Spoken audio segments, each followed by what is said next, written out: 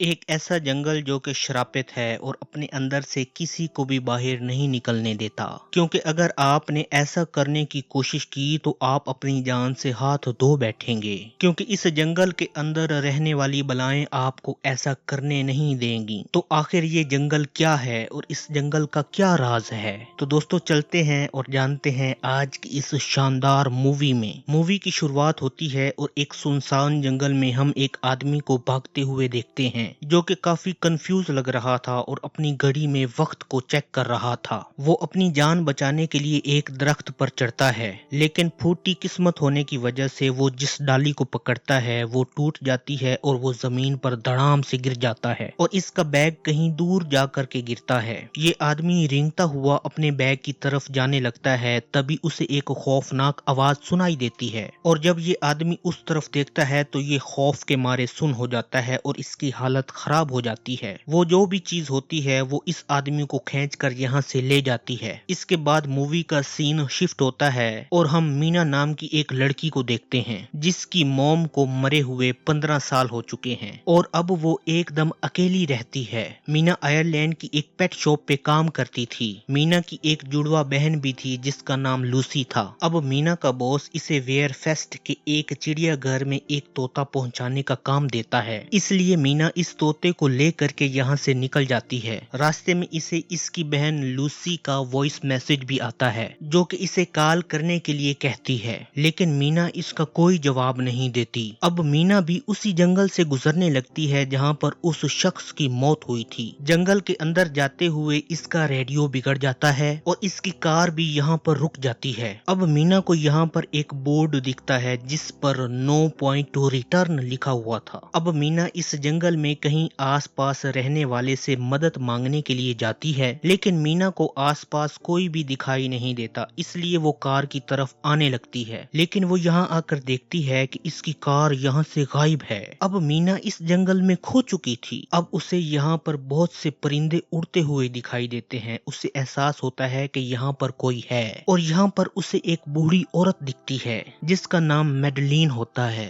वो इससे कहती है कि अगर जिंदा रहना चाहती हो तो जल्दी से अंदर आ जाओ। मीना भागकर उस कमरे के अंदर चली जाती है जो कि वो जगह बिल्कुल अजीब थी जिसे ये लोग कूप कहा करते थे। अब मीना को अंदर दो और लोग मिलते हैं जिसमें से लड़की का नाम सायरा होता है और लड़के का नाम डैनियल होता है। यहाँ पर ये बूढ़ी औरत मीना से कहती है द वॉचर्स नाम की मिस्टीरियस एंटिटी हर रात को कूप की शीशे वाली खिड़की से हमें ऑब्जर्व करते हैं और रात को जो भी बाहर जाता है वो क्रीचर्स उसे मार देते हैं। खैर अगले दिन मीना वापस अपने घर जाना चाहती थी, इसलिए वो इन्हें छोड़कर जाने लगती है, लेकिन तभी उसे दूर जंगल में कोई दिखाई देता है। वो काफी खौफनाक था, इसलिए मीना उसे देख करके भागने लगती है। तभी वो बूढ़ी औरत उसके पास आ जाती है और वो कहती है कि तुम पहली एक ऐसी लड़की हो जिसने भागने की कोशिश की है। वो इसलिए इसे दोबारा समझाती है। दरअसल ये जंगल किसी भी इंसान को पागल कर सकता था।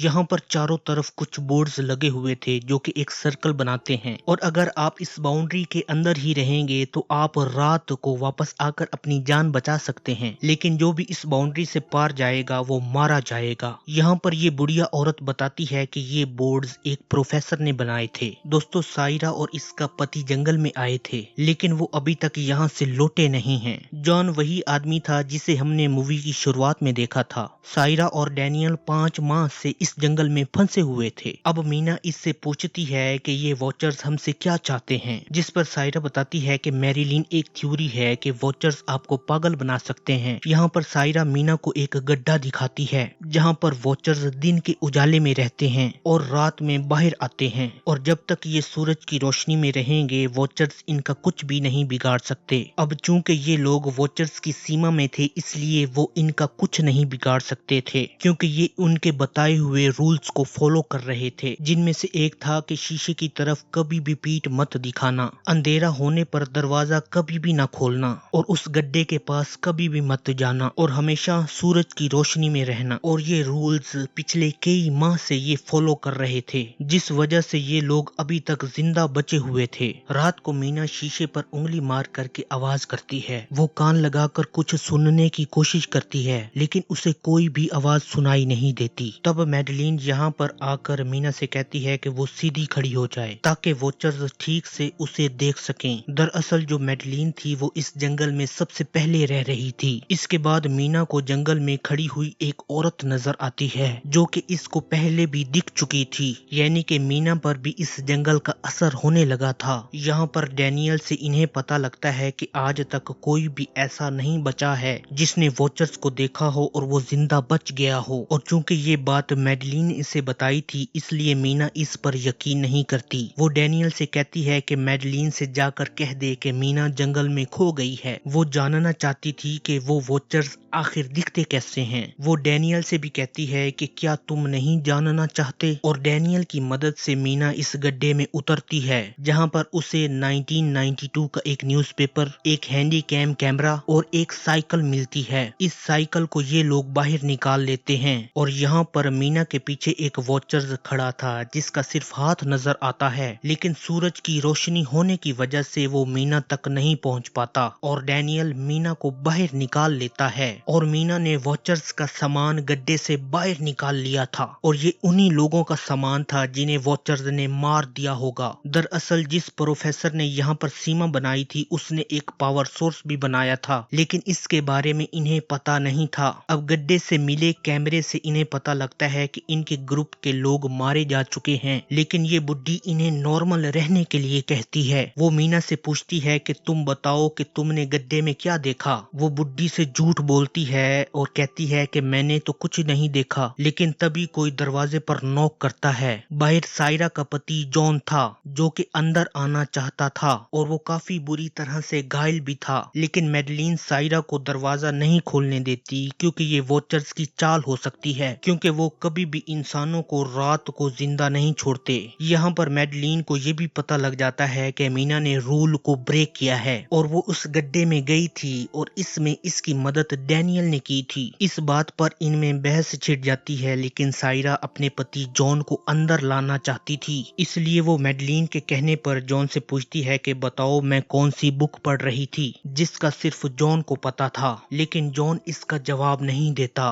दरअसल इन लोगों ने कैमरा चालू हालत में बाहर रखा हुआ था जिससे ये लोग बाहर का नजारा आराम से देख पा रहे थे। और अब सायरा जॉन से इसी कैमरे में अपना चेहरा दिखाने के लिए कहती है और तभी हम जॉन को ये कहते हुए सुनते हैं कि मेरी मदद करो। तभी वॉचर्स इसे खींच कर ले जाते हैं, जिसके बाद वॉचर्स कूप का शीशा तोड़ने की कोशिश करते हैं क्योंकि इन्होंने रूल तोड़ा था।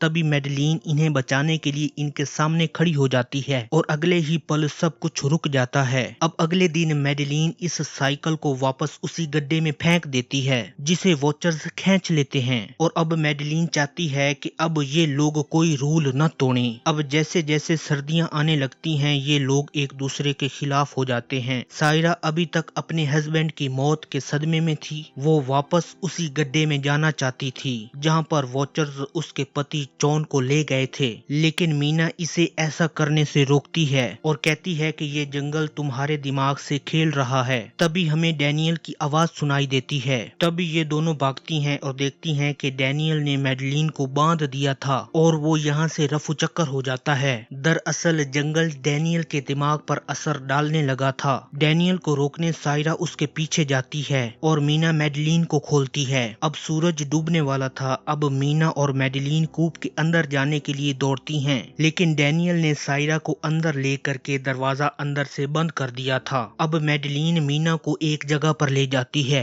जहां पर इनकी स्मेल वॉचर्स तक नहीं पहुंच पाएगी और तभी हम यहाँ पर एक वॉचर्स को आते हुए देखते हैं जो कि इंसान जैसा था लेकिन बहुत ही भयानक था और वो बहुत लंबा था और देखते ही देखते वहां पर बहुत सारे वॉचर्स इकट्ठा हो जाते हैं। दरअसल वॉचर्स कूप में रहने वाले इंसानों को देखते हैं और इनकी नकल करने लगते हैं। जब वॉचर्स कूप की तरफ जाते हैं तो डैनियल कहता है कि मैडलीन यहाँ पर नहीं है, इसलिए वॉचर्स वहां से रफू चक्कर हो जाते हैं। जिसके बाद मैडलीन और मीना वापस कूप के अंदर आने की कोशिश करते हैं। मीना किसी तरह डैनियल को दरवाजा खोलने के लिए मना लेती है और इसके बाद ये दोनों अंदर आ जाते हैं जहां पर मैडलीन इन्हें बताती है कि वॉचर्स आकार बदलने में माहिर हैं, जो कि हमसे ये सीख रहे हैं कि इंसानों की हूबहू नकल कैसे की जाती है, जिनके किस्से कहानियां सदियों से चले आ रहे हैं। तुमने वॉचर्स का फिर से एक रूल तोड़ दिया है, इसलिए वॉचर्स गुस्से में आकर हमारे कूप पर हमला कर रहे हैं।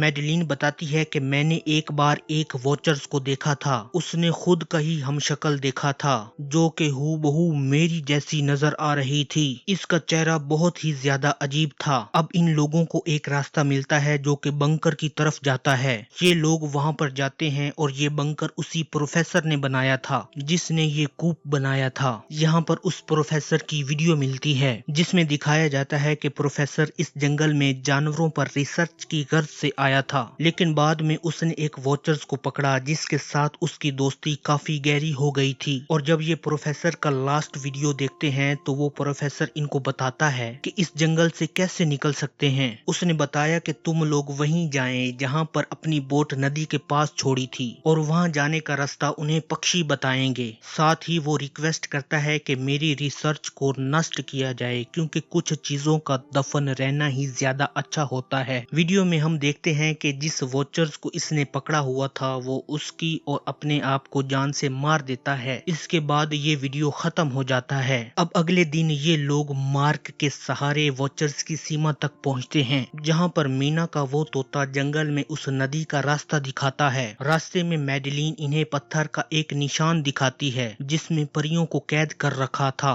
जो एक समय में इंसानों के बीच गॉड की तरह रहती थीं, लेकिन टाइम के साथ कुछ फेरी शक्तियां इन्हें डराने लगीं। इससे इंसानों और फेरीज के बीच एक युद्ध छिड़ गया और इन्हें इसी पत्थर में इस जंगल में कैद कर दिया गया ताकि वो बाहर ना आ सकें। अब मैडलिन इन्हें जल्दी चलने के लिए कहती है क्योंकि रात होने वाली थी, साथ में बारिश भी शुरू हो जाती है। अब यहाँ पर वॉचर्स की आवाज जंगल में गूंजने लगती है। वॉचर्स अब बाहर आ चुके थे, ये लोग आगे बढ़ते जा रहे थे और आखिर में इन्हें नदी मिल जाती है और अब ये लोग बोट पर जाने लगते हैं, लेकिन एक वॉचर्स जॉन का रूप लेकर के डैनियल को चकमा देता है और इसे मार डालता है, जबकि मैडलिन, मीना और सायरा यहाँ से भागने में कामयाब हो जाती हैं। और यहाँ पर हम बहुत सारे वॉचर्स को देख पाते हैं जो कि इस जंगल में मरने वालों का रूप ओढ़े हुए थे। इसी सीन के साथ ये शानदार मूवी भी खत्म हो जाती है।